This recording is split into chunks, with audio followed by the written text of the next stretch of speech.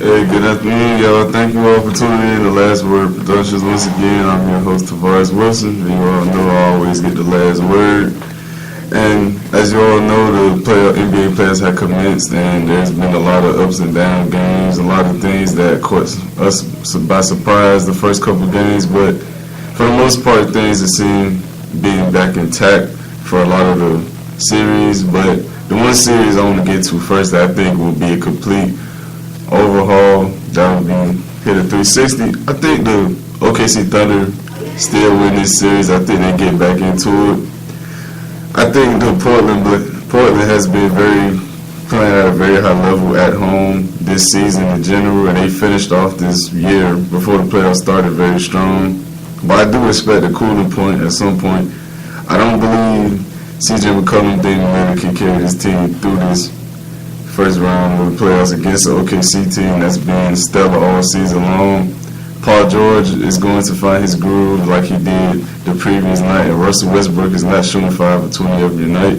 So I do believe these guys get back into the series. I do believe they still win this series. I would not be surprised if they were to come out and win out the rest of these games. It will be hard to do. It will be a lot to overcome because they're down 2-0 right now in the series. A lot of adversity they have to face currently. But I still do believe they're a better team. This is a team that beat them 4 times in the regular season. They swept the regular season series with them. So I do believe they're the better team. It's just now they have to show that they're the better team. And speak on some of the other playoff series. Possible sweeps. I think the Pistons get swept for sure. I don't see them winning the game against the Bucks. Giannis Antetokounmpo is playing. He's showing us why he's possibly the MVP this season. He's a guy that's been playing stellar at the MVP caliber level all season long. He's a matchup nightmare for anyone on the court any given night. He's too athletic. He's too big. He's too strong. His first step, dribble, everything about him is just unmatched on every night. He's always the superior athlete on the court. Outside of a handful of guys in the league, he's a guy that just has things that's God-given that you can't compete with. And not only is that, he's a huge matchup problem. Their role players are playing significant minutes and giving them good production, like Eric Bledsoe, Brook Lopez, Chris Middleton. They have guys coming off the bench like Mirotic and George Hill who can give you numbers, and then their starting five complements Giannis' game well because they all know how to move out the ball. They all are good shooters, so they help him. They help create space on the floor for him to slash through the paint and also dish it out if need be. So I don't see the Pistons winning the game in this series, even with the return of Blake Griffin. I just don't see it happening for them. I believe the Pacers possibly get swept too. They just don't have their score right now. With Victor Oladipo out and him not returning anytime soon, even if they were to miraculously win the series, I don't see them competing at a high level at their score. I mean, guys like Tyreke Evans, Darren Collison, Corey Joseph, Wesley Matthews, these guys are not going to replace the production, and let alone are they going to bring the same awareness or command the same type of respect that Victor Oladipo commanded on the court. He's a guy who was their go-to. He was their number one option. He had a career year last season with them, helping them get to the playoffs. But this is a guy who I believe is the key element to this team. And without him, they're just not the same team. Even with everyone else still there, like Miles Turner, Thaddeus Young, Bogdanovic, Darren Collison. They got all these guys, but you still need that number one option, and they just don't have that with his absence. Also, who else? The Sixers series with the Nets. I believe the Sixers got back on track. Ben Simmons had a good game. He had a triple-double, first career triple-double, I believe, in the playoffs. Joel Embiid, good game. Tobias Harris, a decent game. Jimmy Butler had a pretty forgetful game, but he's going to work both ends of the floor at all times. They have a pretty solid bench, but Boban and Amir Johnson, and guys like that, they give good minutes when they're healthy and playing. And I also feel as if T.J. McConnell was a good guy for them as well. But the key difference maker in this series to me, it has to be J.J. Redick and Ben Simmons. I feel as if the likes of D'Angelo Russell and Dinwiddie, they're the best scorers on that on the next team. So they have to be able to play both ends of the floor and also match the production on the offensive end. Because those two guys are going to score for the Nets. Regardless of what you do for them, they're going to give the Nets at least 20 to 24 points a night. That's just who they are for that team. Especially with Dinwiddie coming off the bench to provide that lift when the starting five starts to get a little exhausted on both sides. So I feel as if they're matching their intensity and their offensive production and being able to at least withhold them, just bring down their production a little bit is going to be huge. So it has to start with the front court, or not the front, the back court. Also, the Magic's in Toronto.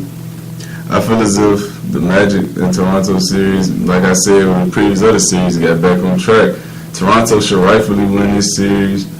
The Magic may not win another game because the previous game they just played, it just looked ugly for them, in all honesty.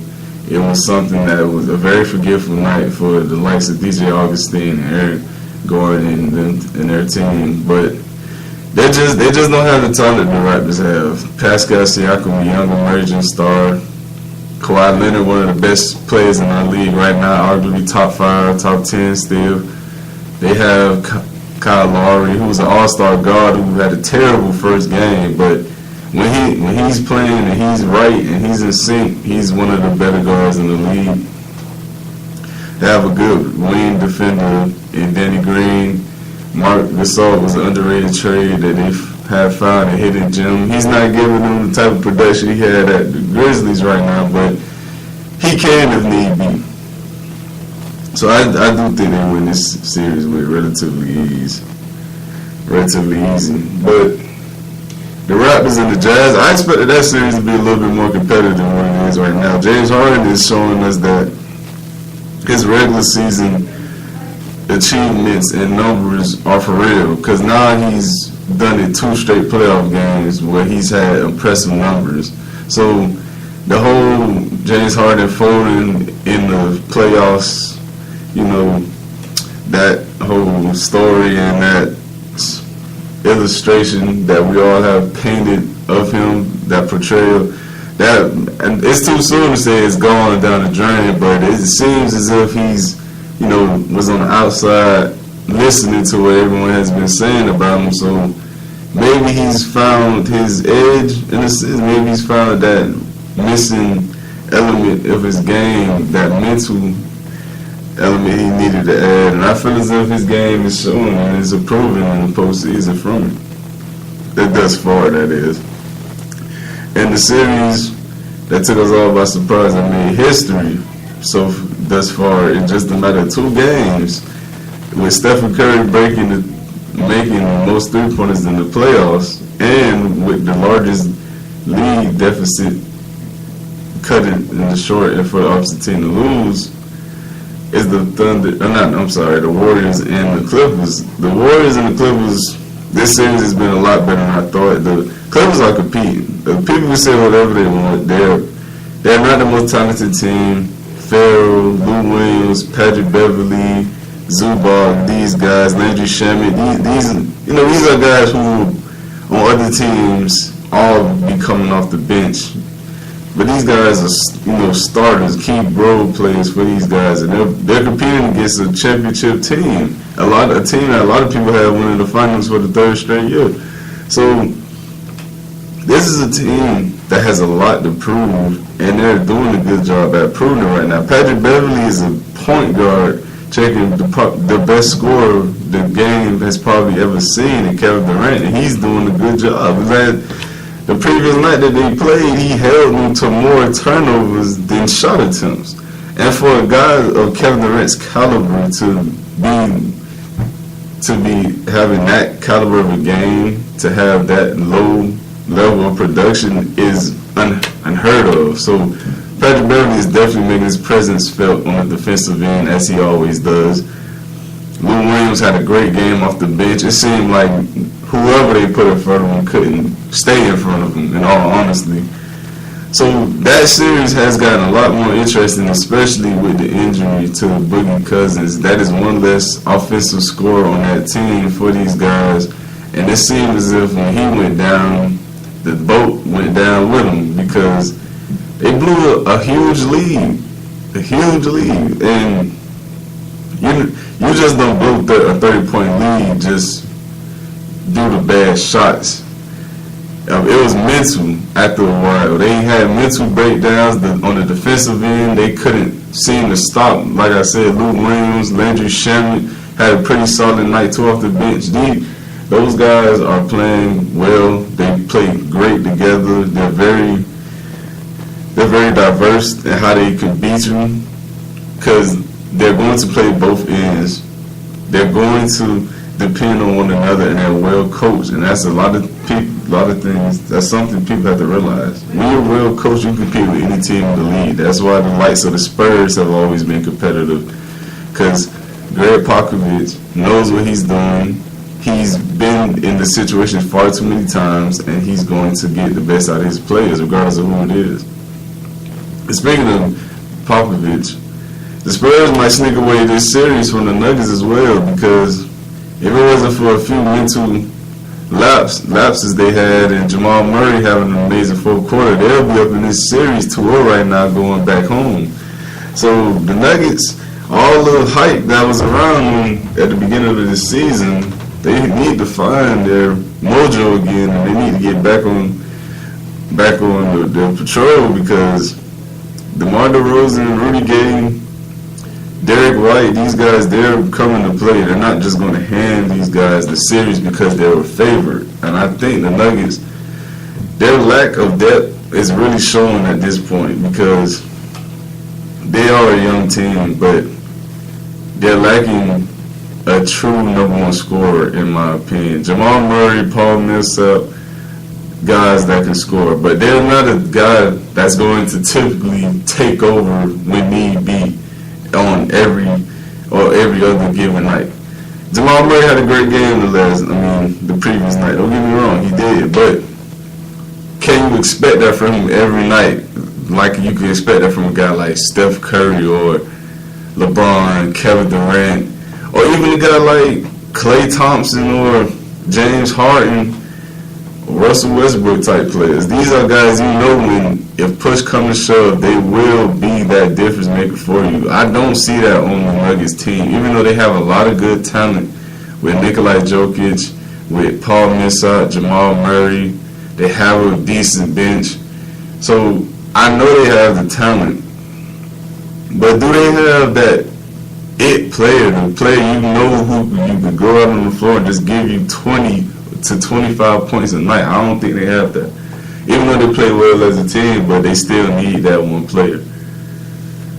Alright, so moving on to the NFL, I'm going to continue my division predictions, and we're going to do the NFC and the AFC South this week.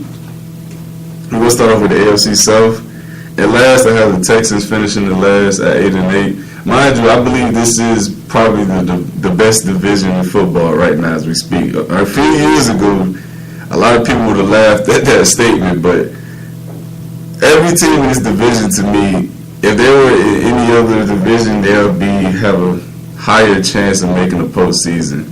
But because they all are bundled together and they're all extremely talented, it's going to be fun to watch, but it's going to be disappointing for a lot of teams with a lot of talent. And one of those teams with a lot of talent I feel as if would be disappointing is the Texans, because the offensive line just isn't good. Let's just call it what it is. Deshaun Watson is a man who was sacked a lot, harassed a lot last season. He was a guy who was uncomfortable. He's been battling through a lot of injuries thus far in his young career, so just like how Andrew Luck was when he first joined the Colts. And not to mention, one of his better offensive weapons, Will Fuller, seems to be unable to stay healthy. Seems as if he can't stay healthy and stay upright. DeAndre Hopkins is his old reliable. Lamar Miller is a good running back. And then they have Foreman complimenting him now as well. But The offensive line just needs to get better. Their defense has taken a step back. Their secondary is older. I feel as if they need. Losing Tyrann Mathieu was huge for them. That was a guy who I felt as if they should have tried to extend, but they didn't. They ultimately lost him in free agency to the Chiefs. And now they're having trouble getting Clowney into camp and giving him a new contract. So it's a lot of things for this team that doesn't seem to be going right now. The only positive thing I could really take for them as of this moment is the fact that Will Fuller will be returning healthy. So you have a number 2 now with DeAndre Hopkins. But other than that, that's about it. The news for the Texans has not been good of late. The Titans, I have them finishing 9-7 in this division. Even though I believe the Titans are a very good team, Delaney Walker will be returning. Corey Davis is one of the better young receivers in the league. I just feel as if he needs a chance to prove that. Tyrod Taylor is a good young slot receiver for these guys. Taylor Lewan, one of the better tackles in the game. They have a solid offensive line. They have a good rushing attack with Deion Lewis and Derrick Henry complement each other very well. But the reason why I don't see this team winning more than 9 to 10 games is because the health concerns. They have some defensive miscues each and every year, even though they're a team that's going to compete. But I believe that coaching needs to improve. It probably will improve. And I feel as if Marcus Mariota needs to show you why you drafted him 2nd overall. I like Marcus Mariota as a quarterback. I do. I liked him since he was at Oregon. But it's the reason why they just went out and traded for Ryan Tannehill to be your backup, because they need to put fire on him and let him know, listen, we know you got all the intangibles. We know you're talented. We know you can do this. You got this strong of an arm. You got that athleticism. But we need it all to unfold now. We put good pieces around you. You have a good team. The defense on the other side is pretty solid. So we need you to just put it together now. We need you to show us why we took you with this 2nd overall pick and why exactly should we keep you here. And I wouldn't say he hasn't proven that yet, but he needs to show more, because they have been a playoff team with him. They have a playoff victory with him. So this is a team that has shown you with him he can take you to the postseason. It's just a matter of executing now when you get there, because they have a team that can compete against any team in the league on any given Sunday. They just have to show that now, and I feel as if it has to start with him specifically. The Jaguars, I have them finishing 10-6 and 2nd in the division, possibly still a wild card team. Their defense is very young, talented, and I feel as if it will be good for a very long time. But my problem is on the offensive side of the ball. I know they signed Nick Foles. I know they have a pretty good offensive line. They probably have a guard spot they need to fill. And they have a good running back, a big, strong guy who can catch the ball out of the backfield, hard to bring down, and he can definitely be a security blanket for Nick Foles. But my problem is, who is he going to be throwing the ball to? That is my only outside. And I believe Dante Moncrief is a free agent this upcoming season. So if I'm not mistaken about that, outside of Dante Moncrief, there's not too many guys who I believe can produce as a number 1, and I don't believe he can be that. So I feel as if the Jags really need to address the receiver position in the draft for them to be the team that I believe they can be. I believe this can be an 11-12 win team, especially if Nick Foles could come over with that same energy and that same charisma that he had with the Eagles. But if he can't bring that, and they fail to get him a weapon, a deep threat, they may not even be 10-6. They might be an 8-8 team, 7-9, possibly.